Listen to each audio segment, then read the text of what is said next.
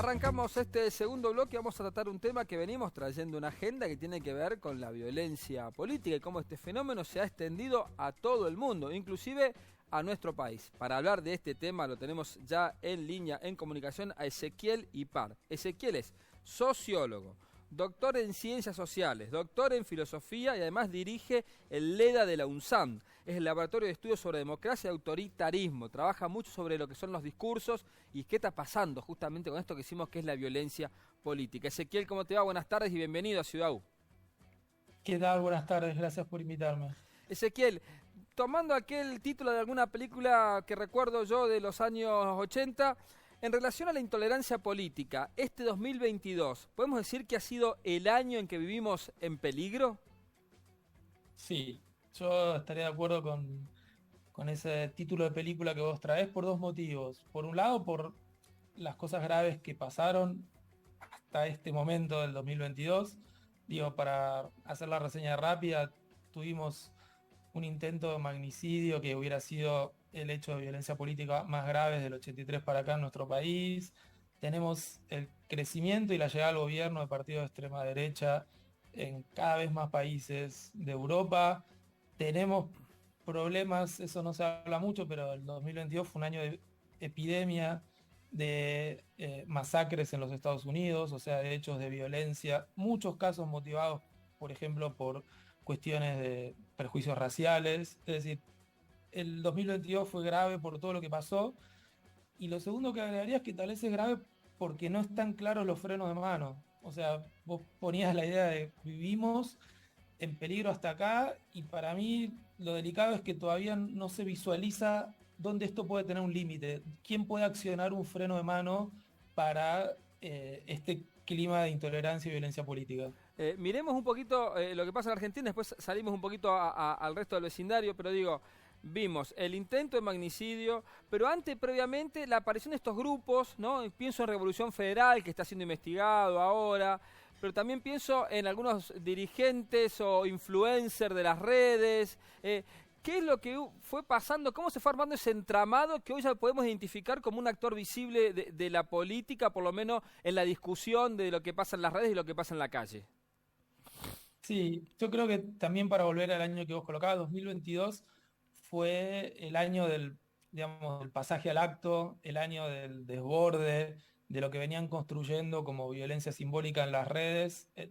Por algún motivo que no termino de entender cuál es, puede perseguir algún tipo de estrategia política, alguna estrategia preelectoral, pero el 2022 es el año que eligieron para este mismo lenguaje y esta como estrategia discursiva que ellos la usaron explícitamente, por eso la repongo, de salir de las redes sociales y ir directamente a la violencia de las calles. El 2022, bueno, Revolución Federal era un grupo que se inventó prácticamente para, digamos, desde la violencia en redes sociales, sobre todo Twitter, convocar a la gente a que deje de gritar el odio en las redes y lo empiece a poner en práctica en, digamos, en esas manifestaciones cargadas de odio, esa especie de estetización de la violencia que hicieron por lo menos desde abril y mayo de este año, de este 2022. O sea que en ese sentido también nuestro país, como no conozco si hay algo deliberado en esto, no lo puedo decir si responde a qué estrategia, pero sin duda el 2022 fue el año en el que proliferaron estos grupos que quisieron pasar a la violencia de calle.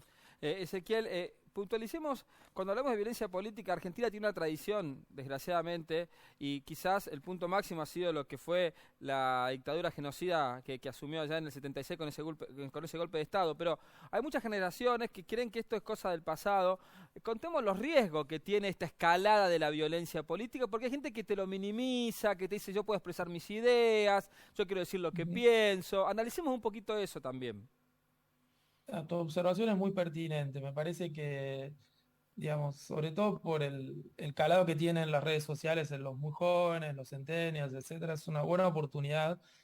A ver, para recordarles que todas las libertades que tienen hoy, los que piensen como piensen, para manifestarse, para estar en desacuerdo, para protestar, no las tendrían de ninguna manera si eso con lo que empiezan a coquetear algunas fuerzas políticas como el pasado de la dictadura, los regímenes autoritarios, fueran efectivamente gobierno y efectivamente tuvieran el poder como lo tuvieron en otra época.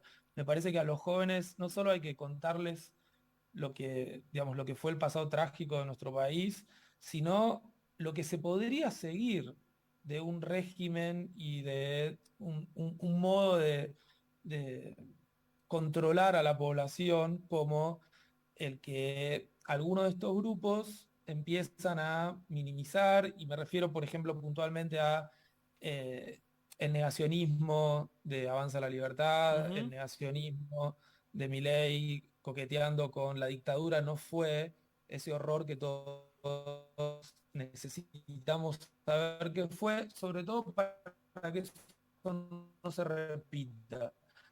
Esa idea de que eso no se repita, que termina después legitimando gobiernos autoritarios que tienen consecuencias atroces, inclusive sobre esa juventud que, digamos, con la que tenemos que ser muy pedagógicos y muy abiertos para sostener y escuchar todas sus dudas, pero al mismo tiempo, digamos, muy serios en la respuesta que le damos cuando empiezan a proliferar discursos que vuelven a legitimar ciertas cuestiones de los gobiernos militares.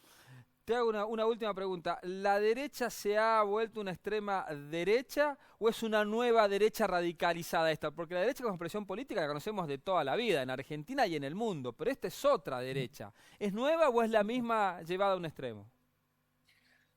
Hay una repetición de la vieja. Fíjate el señor con el que se sentó al lado en Milei en Tucumán, ¿no? Esta idea de traer la memoria de Bussi a la actualidad. Hay una repetición y hay algo nuevo que tiene que ver con las estrategias de comunicación, con esta especie de banalización de el discurso oscuro, violento, discriminador, deshumanizador. Milei es una especie de deshumanizador serial de sus interlocutores.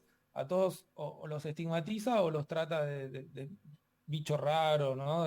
Esa cosa de epítetos agresivos, naturalizó una lengua agresiva, y me parece que hay algo de, digamos, de las tecnologías de las redes sociales que le permitieron a esta nueva derecha o a esta derecha radical violenta normalizar esa violencia en el discurso público. Me parece que hay algo de lo novedoso de la estrategia de comunicación, que también tiene que ver con estas estetizaciones que ustedes están pasando en las fotos, que, digamos, que lo tenemos que entender para no pensar que son solo reivindicadores, por ejemplo, de los gobiernos militares, los que ahora tenemos delante nuestro. Hay algo que aprendieron, sobre todo en el plano de la comunicación, me parece. Ezequiel Ipar, sociólogo, doctor en ciencias sociales, doctor en filosofía, muchísimas gracias por ayudarnos a pensar el momento político que estamos viendo y también prender las luces de alarma, de alerta, que esto no es broma, no es joda, que la violencia política se ha instalado y es un signo peligroso de estos tiempos, que es mejor que empecemos a poner un freno todos a esto, ¿no? Gracias a ustedes por invitarme. Un abrazo grande para vos. Vamos a cambiar de tema después de esta hermosa nota, ya la vamos a llevar también a las redes sociales para que reflexionemos sobre esto. Guarda con lo que compartís, lo que te hace reír en las redes sociales, quizás estás formando parte de este espectro, ¿no? de enunciados violentos en torno de política.